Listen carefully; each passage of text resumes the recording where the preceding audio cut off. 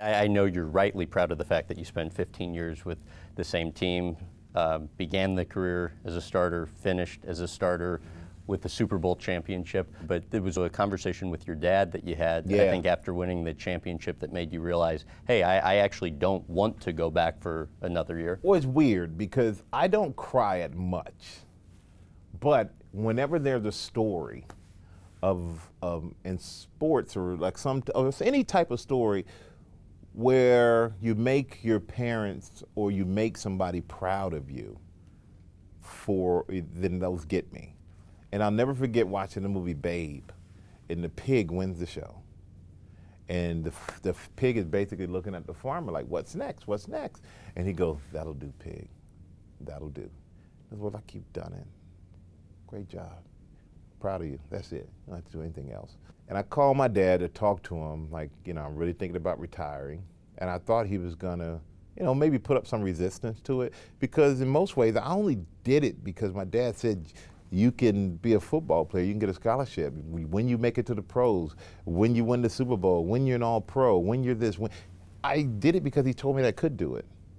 I didn't necessarily do it because I cared about being famous or any of these things, because, I want to make my dad proud. And I remember starting out the conversation, my dad pretty much said, you know what, you don't have to say anything else. I think you should. You prove it. Nothing else for you to prove. And when he said that, I almost about to cry right now, man. I felt like that pig in Babe. I did. I made you proud. Nothing else I can do in this job, this profession, to make you proud. And that was it. Done. And I wasn't one of these guys who's going to retire, and when guys retire and I see them crying, I know you're going to miss your career. I know you're going to miss it, but now a whole nother chapter of your life starts, and I feel like I put everything into it. Everything. I didn't leave anything out there that I could ever look back and felt like I want to cry over this, because I know there was something else there. Could I have physically gone out there and played? Yeah, but I knew I gave everything mentally that I could give out of my heart to the game. What made you say Hall of Fame weekend was then the highlight of your life?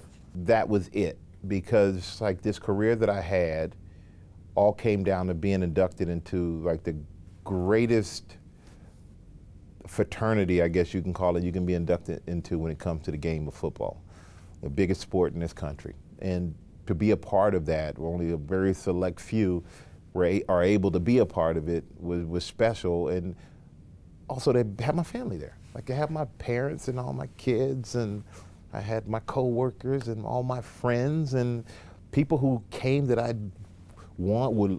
invited, and I think that they would show up, because I don't look at myself in the way to think, oh yeah, this person's gonna show up for me. And I almost feel bad asking people to show up.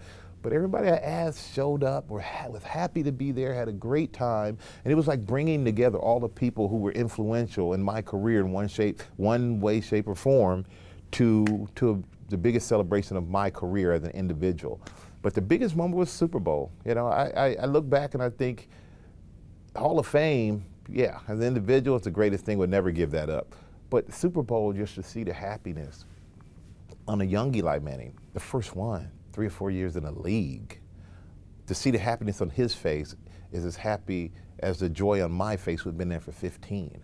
And this is something that we can share with these guys, and this is so special, and it still is to this day, because we all still talk. We're on group text, It's like that's a family and a bond that'll never be broken, because we accomplished something together that you need each other to do. And it's special when you do something that involves everybody else. And the Hall of Fame being an individual honor doesn't happen without Keith Hamilton and Jesse Armstead and Jason Sehorn, and even a guy came in with like Marcus Buckley and all these guys that were big parts.